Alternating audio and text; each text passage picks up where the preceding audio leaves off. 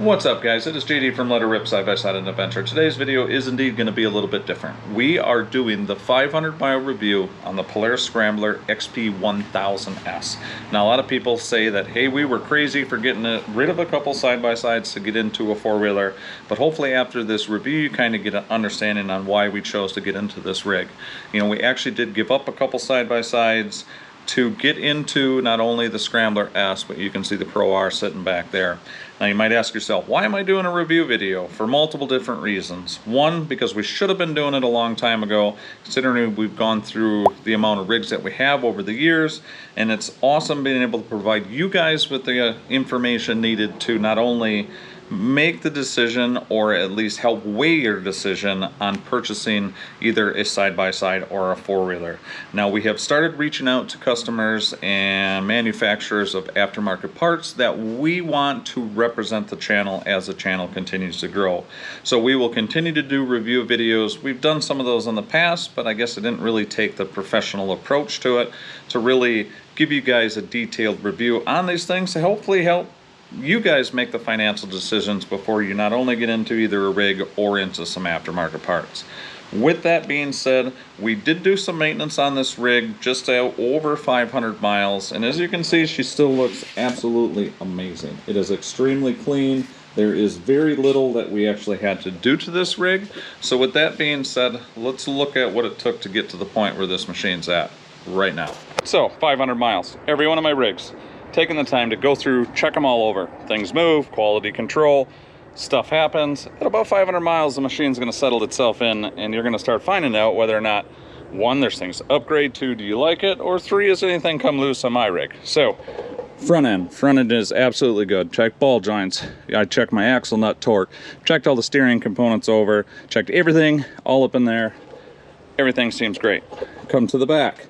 Yes, everything is great, other than the fact that axle nut, about 5 pounds short of where it needed to be torqued. It was actually up against the cotter key, so we are going to reinstall that, re-torque that, and I did pick up a small vibration. I'm hoping that a tire rotation will do that, because we'll talk more about that in the review. She's showing some wear. Then, cleaning clutches out, cleaning the face, cleaning up your sheaves here. Gonna go through everything, check all the fluids, clean it up. When we're done with the review, we'll bring it back, show you what it looks like at exactly 560 miles.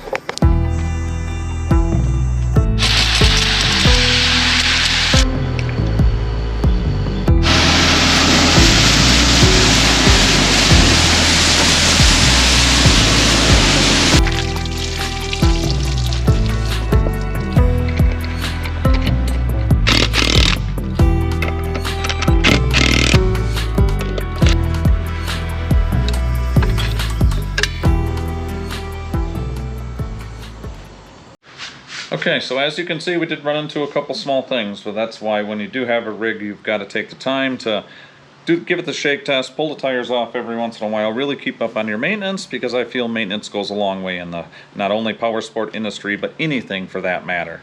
But with that being said, let's talk about the power plant that is currently in this rig. It is a 952cc ProStar parallel twin, putting out a total of 89 horsepower, and it is a monster. Now, I know there's more in there, and we'll kind of talk about that in a second. As far as the power delivery, I feel it is very linear from the time that you get the tires rolling till 80 miles an hour, and yes, it will do 80 miles an hour.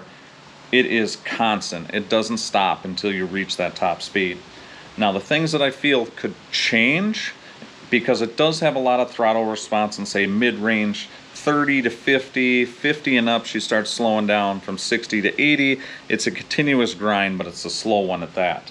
Now, I wish the original, when you get on the gas response, was a lot more responsive on the Scrambler S.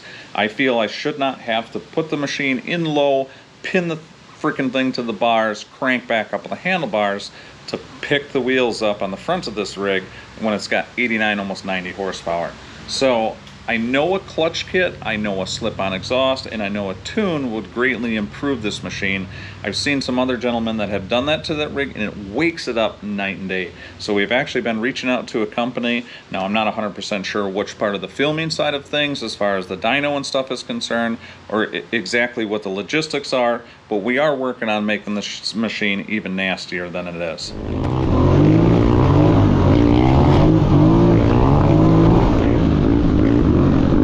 Have all the power in the world, but if you can't put it to the ground, it does you absolutely no good. The Walker Evans shocks on this rig are next level. It is you have three full adjustments on these shocks to completely customize the machine and tune the suspension to how you want it to ride. Whether or not you ride a lot of hard pack, whether or not you ride sand, mud, whether or not you're rock crawling with it, having the adjustability on the suspension is a game changer. Now you might ask yourself, what have I done to this suspension on this machine since I've taken it off the showroom floor? Not a thing. And what's crazy is not making any adjustments to the suspension. We have taken this machine so far in probably 5 different terrains. We've taken it all the way to Moab. It has ran slick rock, desert, sandy trails, some rocky trails, handled itself very well, was very stable and very nimble. We've taken it to sandy trail conditions. Now that was recently, that was up at Barron County. The entire trail system, or the little track there, was all sand.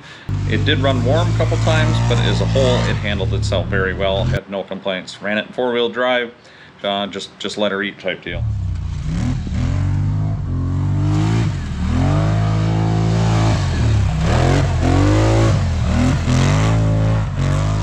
And then we took it to Tigerton, where we specifically went to rock crawl. Now with a side-by-side, you were up it, down it, had to turn yourself around. Well, the time that it took for a side-by-side to go up it, down it, turn itself around, I was up it, down it, around it, next to it, over it again the second time, turned around, and then we proceeded down the trail. Point of all that is it exceeded all my expectations. I did not know what to anticipate when it went to actual specifically going out to rock crawl, and this thing was a absolute blast. So not only is it good on the sand, not only is it good on the hard pack, not only is it good at a place with multiple different styles of terrains, never miss a beat, and on top of that we went rock crawling with it. So I don't know if it is the front approach of the Scrambler where your tires and stuff hit before your bumper and everything does, or if it's a 55-inch stance that this machine has, because it is 55 inches wide. I think wheelbase is like 57. It's a total 80 inches long.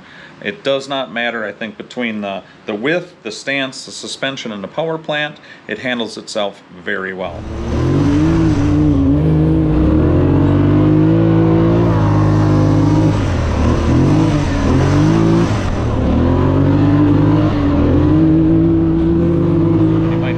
Okay, with it being that big, that much power, that crazy of a suspension, is it heavy? It is. It is 940 some pounds. Curb weight, it is 960 something with all your fluids. By the time you add yourself, your gear, anything else you might have with you, you are well over 1,000 pounds on this machine. Now some people might say that's scary, but you cannot tell the fact that it is over 1,000 pounds.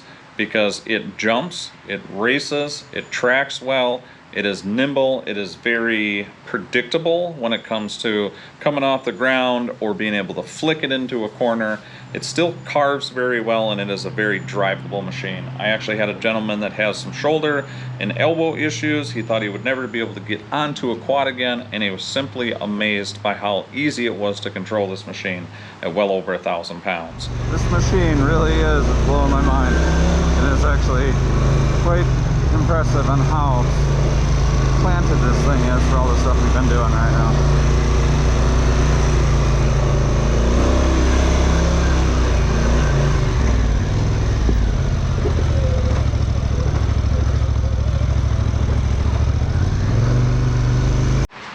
Okay, now here's a couple things that I wish I could change on the Scrambler. It's not all good, but I have to be extremely nitpicky to find stuff that I really don't like on this rig.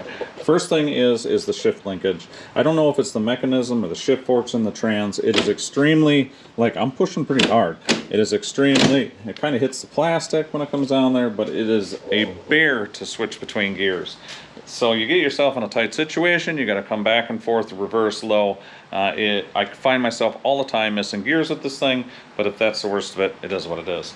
Okay, another thing I wish I could change is this right here. I know this sounds stupid, but this rig is plenty capable to be able to do 100+ miles in a day. So that little ridge right there, if it was just a little wider, it wouldn't chafe on the inside of your palms or the inside of your hands. I do wear riding gloves just because of that, but I think just something simple like that would make comfort, rider comfort, a lot better. Then we've got the seat. It was absolutely great from the beginning, and it's still very nice. However, I can tell where it's starting to get the butt print. Even though I say I spend probably 75% of my riding standing up, I can definitely tell where she's getting a butt print. She's definitely getting broke in.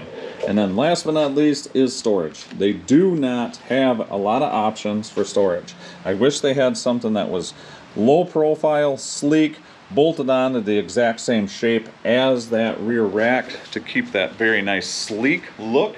But there isn't a whole lot of options for storage on the back of these. Now you say, oh, it's a sport quad, why would you want to do that? Because once again, there's days that I've put on over 100 miles on this machine. I've actually rode this more than I have the Pro R back there. That gives you any idea, because the Pro R is no joke how awesome this machine really is. So what are my final thoughts on the Scrambler 1000S? People ask me, was I crazy, or do you regret the decision of getting rid of 2 side-by-sides to get yourself into the Scrambler? And I do not.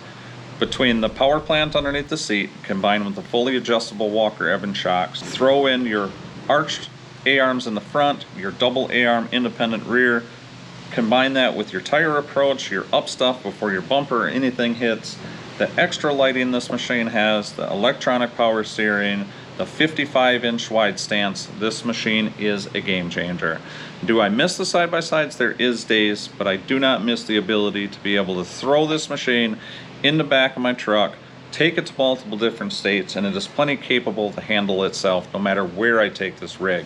So we will do another review at about 1,000 miles, another one at about 1,500 to continuously update you guys on how this rig is holding up, because we all know that this thing comes in about $16,000 to $18,000. This thing better hold up, so we will see. So I want to continue to do these reviews, even though this is a Scrambler, not your average day rig. When we start getting into the pieces and parts, we want to provide you guys with as much information as we can to help with the decisions.